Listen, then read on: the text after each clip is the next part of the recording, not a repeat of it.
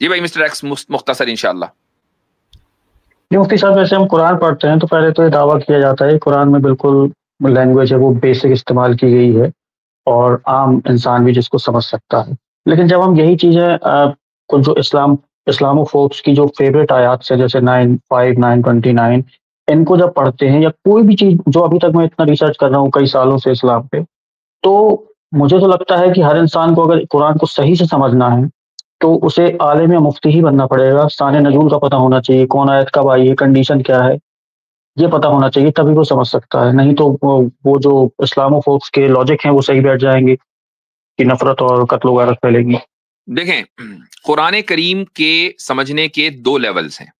ایک لیول کو ہم عربی میں کہتے ہیں تذکر ذا سے، اور دوسرے لیول کو ہم کہتے ہیں تدبر دال سے. تذکر کا مطلب ہے نصیحت حاصل کرنا. قرآن کہتا ہے کہ وَلَقَدْ يَسَّرْنَا الْقُرْآنَ لِلذِّكْرِ، کہ ہم نے نصیحت حاصل کرنے کے لیے قرآن کو آسان کر دیا. اب اتنی بڑی تعداد دنیا میں ایسے لوگوں کی ہے، نو مسلمز ناٹ نان مسلمز، جو نیو مسلمز ہیں، کہ جنہوں نے بغیر عالم مفتی بنے قرآن کریم کے سمپل ٹرانسلیشن کو سمجھا، انہیں کوئی پریشانی نہیں ہوئی، اور انہوں نے اس سے نصیحت حاصل کی، ہدایت حاصل کی، اور وہ اسلام میں آ گئے. انہیں کوئی مسئلہ نہیں تھا کسی بھی طرح کے آبجیکشن سے.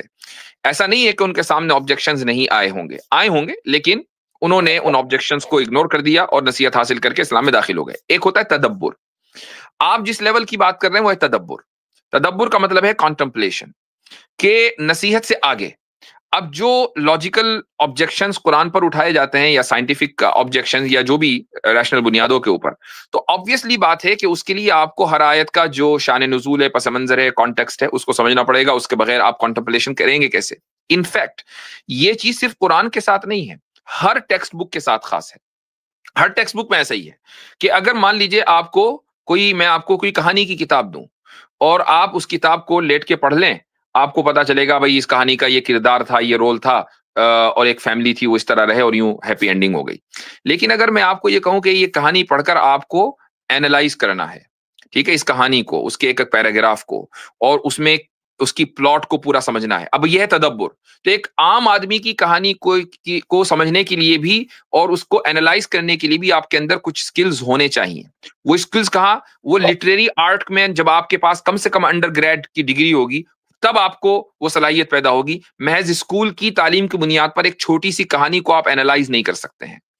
تو جب یہ حال چھوٹی سی عام کہانی کا ہے، تو قرآن میں بھی آبویسلی بات ہے کہ تدبر کے لیے آپ کو عالم مفتی بلکہ اس سے بھی آگے جانا پڑ سکتا ہے. لیکن محض نصیحت حاصل کرنے کے لیے ایک بیسک قرآن ٹرانسلیشن بھی کافی ہے. چلیے میں آپ کی اس بات سے بالکل ایگری کرتا ہوں. مختصر ہی رکھوں گا، میں ایک اسی میں ایڈ کرنا چاہوں گا. جیسے 9:29 ہے، اس میں جو سب سے زیادہ آبجیکٹ کی جاتی ہے، تو مجھے اس میں اگر میں لاجک پہ، میں یہ مطلب سوال ہے، میں الزام نہیں لگا رہا ہوں کوئی، کہ یا تو آپ اسلام کی طرف آ جائیں، جیسے اقدامی جہاد ہوا، اب وہاں پہ کانکر کر لیا گیا اس ایریا کو، وہاں پہ دو آپشن دیے جائیں گے کہ یا تو آپ اسلام قبول کر لیں یا آپ جزیہ دے لیں. تو کیا یہ میری نظر میں یہ زبردستی اسلام قبول کرانا ہے؟ ویسے ہی جیسے جب پولیس کے پاس کوئی چور یا مجرم نہیں ملتا تو وہ کسی نردوش کو پھنسا دیتے ہیں اور کہتے ہیں یا تو آپ یہ کر لیں یا تو یہ کر لیں، نہیں تو جیل جاؤ سیدھے آپ. تو نہیں، یہ تو ویسے ہی ہے. یہ آپ نے اصل میں دو آپشن رکھے ہیں، جبکہ آپشن 2 سے زائد ہیں. اور وہ آپشن جو تیسرا آپشن ہے وہ یہاں نہیں ہے، وہ سورہ انفال میں ہے. ٹھیک ہے، اس سورت سے پہلے جو سورت ہے سورہ انفال، اس میں ہے. اور وہ یہ ہے کہ اللہ تعالیٰ فرماتا ہے کہ وَإِن جَنَحُوا لِلسَّلْمِ فَاجْنَحْ لَهَا وَتَوَكَّلْ عَلَى اللَّهِ، کہ اگر وہ لوگ امن کی طرف انکلائن کریں، امن کی طرف جھکیں، تو آپ بھی امن کی طرف جھک جائیں، یعنی امن معاہدہ کر لیں. اب نہ جزیہ ہے نہ اسلام قبول کرنا ہے، دو کنٹریز کے درمیان پیس ٹریٹی ہو گئی، آرام سے رہو، کوئی ٹینشن نہیں ہے. نہیں، مان لیجیے اگر اقدامی جہاد ہوا تب تو پھر یہ دونوں یہ جو صورتحال ہے اس آیت میں صورتحال ہے جنگ کی، کہ جنگ چل رہی ہے. اور اقدامی جہاد کے لیے بھی کسی نہ کسی ریزن کی ضرورت ہے. ایسا نہیں ہے کہ انوارنٹیڈ اسلامک اقدامی جہاد ہوگا، وہ سب بیٹھے ہوئے آرام سے چلو بھائی وہاں جا کے انویٹ کرتے ہیں، ایسا نہیں. اس کی کوئی نہ کوئی ضرورت ہوگی، اس ضرورت کو سامنے رکھ کر وہ اقدامی جہاد ہوگا. ہاں، وہ ضرورت یہ نہیں ہے کہ سامنے دشمن حملہ کر رہا ہے. جی ٹھیک ہے، تو سب سمجھ گئے. چلیں.